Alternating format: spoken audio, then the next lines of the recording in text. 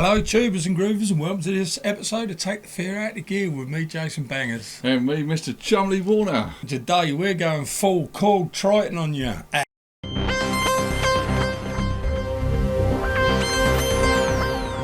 Simon's done it again, guys. He's brought in another alien flagship. What is it, a flagship? It is a flagship. Was it a flagship? Okay. That was Korg's third flagship, I think. Yeah, and it is a mighty nice keyboard, and I dare say I can probably get a tune out of it straight away, can I?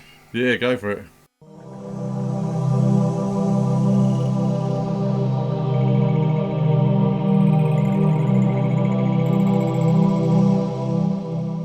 That's very haunting, isn't it? Yeah, you can see these were used on everything. Yeah, I can imagine. Yeah, everything.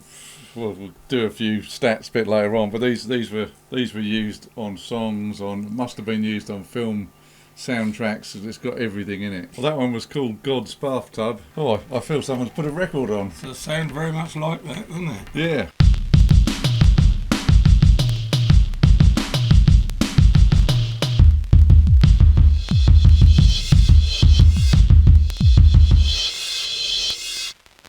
That's a bit crazy, dude.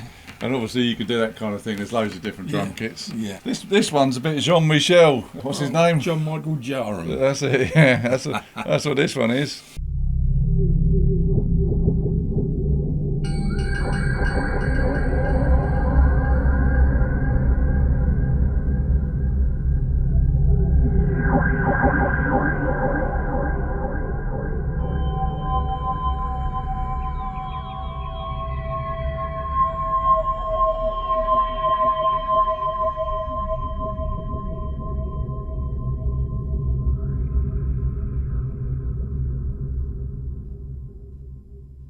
Yeah, as you saw Si go to the rhythm there, but I think on sounds like that, you're not really going to notice it because there's so much going on. And you can dial them in as well, which is quite handy. You can, so if you want to quickly go to where you want to be, you can do that. This one's called Sci-Fi Chase. Must have been used in a film, I think.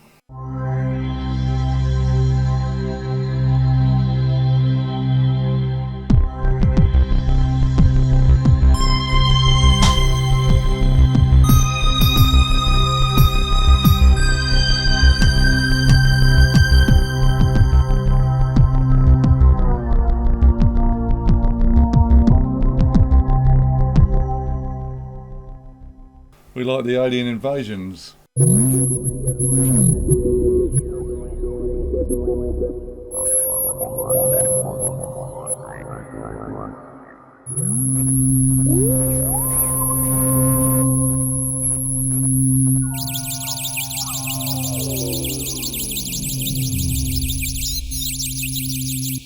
It's a big thing, guys. It takes up a whole desk. Look, I mean, totally overrides it.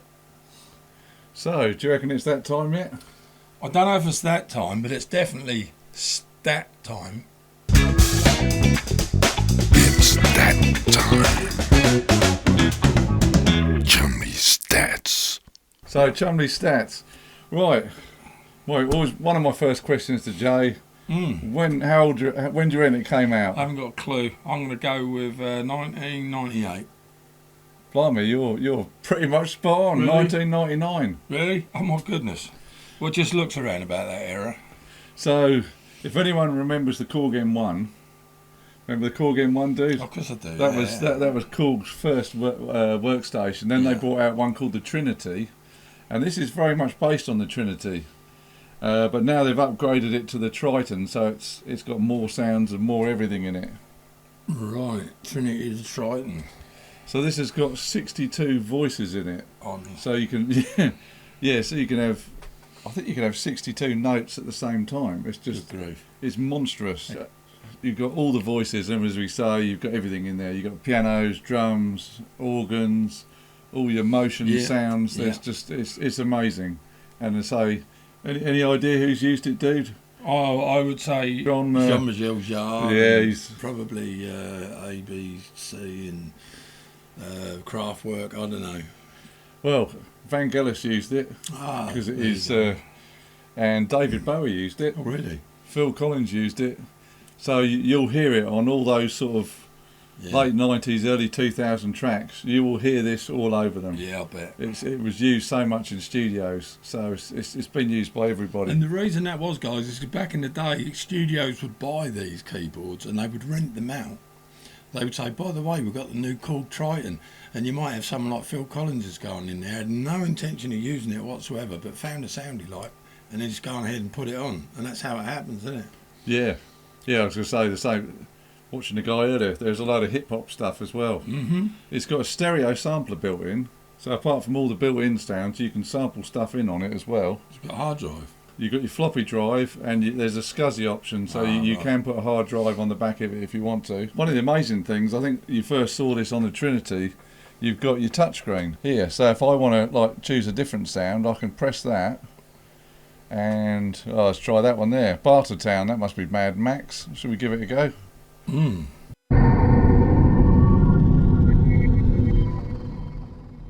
Yeah, and what I noticed earlier with this is, it's really cool because down the side here you've got all you can go keyboard sounds. On this side you've got your bass sounds, so you just access them there and you're straight in, and it gives you the options on the screen. Well, that's quite simple, isn't it? Yeah. For these sort of things, they're often quite complicated to use, but so if you're looking for a certain sound, like a string sound, you just press the string one. Strings are there we go, and yeah, strings. It's a beast, isn't it? It's a heavy side, because I haven't picked it up. It's heavy-ish. It's not too bad. We should let you know they're not weighted keys, by the way. No, but I think it's got aftertouch as well on the key bed, and it's got a 16-track sequencer built in. Wow! After this one, this is the first Triton. Then they came out with a rack version of it, so you put it in a rack. Yeah. An LE version, which was a slightly cut down version. 2002 they brought out the Triton Studio, which looked quite nice. Had a CD-ROM in it, so you could load sounds and save sounds a bit easier. Then in 2005 they brought out the Triton Extreme, which even had even more sounds in it. And then let's have a look, 2020 they brought out the VST. Oh, really? So all these years later you can now just load it up on your desktop and it gives you everything. It gives you the Triton Classic, Triton Extreme, gives you all the extra memory cards and expansions you would have bought in the day. Yeah. It's got 4,000 sounds, the VST. Good grief. You'd be there forever trying to find one you like. So if you're not too keen on the hardware, you can go down the software route. My favourite question for Jay, as always, and I'm going to give you a little clue because I didn't realise how much these things cost originally. Way more than I thought. So how much do you reckon these cost originally? So dude? with that in mind, I'm going to say £1,500. You're pretty close. £1,799. So that would have been well over $2,000. Good grief! But at the time, it was state of the art. I've got a price in my head though for second hand. I think I'm on because you're going to ask me second hand. Oh yeah, I will do second hand, then I'll say how much I paid for this one. Right. Which is normally a chumleys bargain. I don't even know what you paid for this, but I'm going to say these range anywhere from £350 to £400. If they're more than that, then I wouldn't be surprised. Well, in their basic form, because there are a few add-ons you can have on them. Just in the basic form, you could probably get one for 200, 250. Okay. If they've got, because there's options, you've got like a SCSI option on the back. Right. You can add like an extra soundboard and extra memory. So I suppose if it's a fully loaded Triton, yeah, as Joey says, you probably want to pay $350. Yeah. Because these extra boards are hard to get hold of. So if it's got it, this one, which is it's a little bit scrappy. Took me ages to clean the whole thing up. Had to replace a knob on that side there. 150. Wow. It could have been less than that. It was around 130, 150. Right. We know you like your keyboards, guys, and we do as well. The synths. So, before we go, one last thing to mention. If you are buying one of these, make sure the touch screen is working. Oh, we had this on another Korg, I think. Yeah, because the touch screens can fail. You can still buy them off eBay. So if you are buying one, just ask the previous owner, has the screen been changed, or is it the original screen? So I think Si's also done a little tune on it, which we will play out on our end credit, alright? So you can have a listen to that at the end. Oh, there's one more thing. One more thing. One more thing. Just one more thing. Just one more thing. What more things? Floppy disks. That's how you store your sounds and that. Don't be tempted to press the initialize button. Right. Because if you reinitialize it, you need some disks to like rearrange the sounds. You can buy them off eBay. You can buy them off eBay in the United States and in England. So if you're thinking of reinitializing it, just be a bit careful. Okay. Because you need to put all the sounds back where they should be. You need the discs to do that. So just a little take the fear tip there. Top tip. Yeah. Well, guys, we hope you've enjoyed it. Just another keyboard. We don't go into depth with them because there's probably thousands of videos on YouTube where people already are doing that. Quite a nice viola, isn't it? Yes, rather orchestral, don't you know? So on that note, and if you can guess what key it was in, on the comments. Thanks for sticking with us here at Take the Fear Out of Gear. If there's anything specific you'd like us to bring for you to watch and for us to dive into, let us know in the comments. That's the only way we know what you want, is through your feedback. And don't forget, please subscribe if you can. Hit that like button, tell all your friends, share it around. Flick the bell, guys, flick the bell. Notifications. So this has been Take the Fear Out of Gear. I have been Jason Bangers. And I've been Mr. Chumley Warner. And we will see you next week on the next one. Ciao for now, guys.